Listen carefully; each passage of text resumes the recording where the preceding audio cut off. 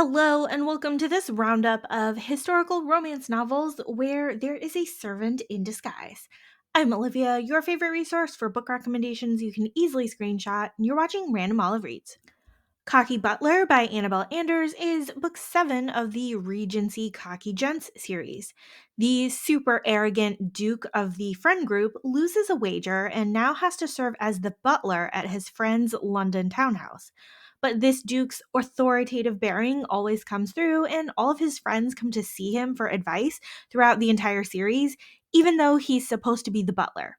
When his friend's cousin comes to town, she's super wary of the butler, and she has her own personal baggage with her fiance dying in the war, but somehow these two start talking and fall in love, and our Duke really, really wants to tell her who he is, but part of the bet is that he can't be discovered. Curled Up with an Earl by Amy Rose Bennett is book 2 of the Byronic Book Club series. Will is an Earl and a Duke's heir, but he is estranged from his grandfather and serves as a spy for Scotland Yard. He is investigating a botanical expert on poisonous plants to determine if the man is responsible for the murder of another nobleman, so he poses as the new groom of the estate to do so. However, he's instantly smitten by Lucy, the daughter of the botanical baron, who serves as a botanical expert in her own right. Lucy is preoccupied with her own bluestocking studies and desire to travel, while also looking after her father's financially floundering estate and trying to locate her brother. I definitely enjoyed watching Lucy and Will interact with each other, both of them nervous and smitten, and I also like seeing them team up with open honesty about the midpoint of the book. The Duke's Deceitful Governess by Caroline Lee is book 1 of the Surprise Duke series. Rourke has custody of his brother's illegitimate twin children, who are a crazy handful and have been kicked out of a bunch of schools and scared away many governesses. He's giving them one last chance to behave for their latest governess, threatening to send them to school separately if they don't behave. Sophia is the new governess, but she actually does not have any experience with children and forged her recommendation letters so that she can come to Rourke's estate to look for evidence that he is either complicit or innocent in her old boss's crimes. Now, Sophia is actually a surprisingly good governess throughout, connecting with the children and helping Rourke to connect with the children too. The Counterfeit Scoundrel by Lorraine Heath is book 1 of the Chessman series. We have Daisy slash Marguerite posing as a maid in Bishop's house to catch her client's wife having an affair. Of course, with Daisy's skills of observation, something doesn't quite add up. Although Bishop certainly seems to entertain a revolving door of married ladies, we find that he falsifies affairs to help women secure a divorce. While Daisy and Bishop seem to have opposing purposes at first, they uncover each other's motives and truths by about halfway through the book.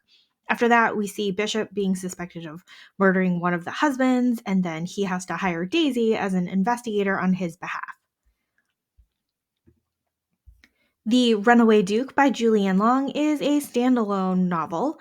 Rebecca accidentally gets caught in a compromising situation with an impoverished baron who meant to compromise her sister, but now she needs to marry this man she doesn't love. Luckily, her father's head groom Connor agrees to help Rebecca escape. However, Connor is not actually a groom at all, but the heir to a duke who was presumed dead at Waterloo and is living free of his duties and responsibilities. As if the running away plot wasn't enough, we get to see a more deeply interconnected plot as we add blackmail, a former mistress, and a very industrious duchess.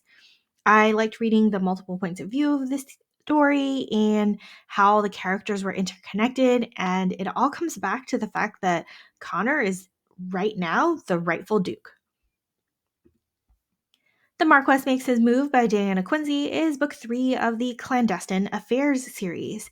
Alex is a reclusive Marquess who is disguised as a footman at a mapmaker's house to look for evidence that his property lines were falsified, sort of against his favor. Of course, he's terribly attracted to the mapmaker's wife, Rose, even though he's supposed to be courting a proper young lady. Alex is a terrible footman, but somehow learns the plights of the working class and promises to treat his own servants better. There's a lot of humor mixed in here, along with the deceptions we find about Rose's husband. The Tattooed Duke by Maya Riddell is book 3 of the Writing Girl series. One of the writing girls, Eliza, is tasked with getting all the scoop on the newly returned Duke in town. She applies for a position as a housemaid in the Duke's house and is able to find out all sorts of gossip to use about him in her new column, The Tattooed Duke. While Sebastian is part of a family infamous for its rakish and inappropriate treatment of female staff members, he is trying to stay vigilant and keep his hands off the ever attractive Eliza.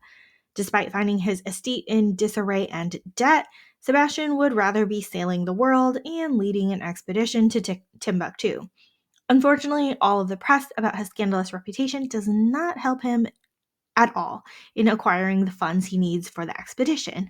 Meanwhile, Sebastian and Eliza are growing closer, even though he doesn't know that she's the one that's betraying all his confidences.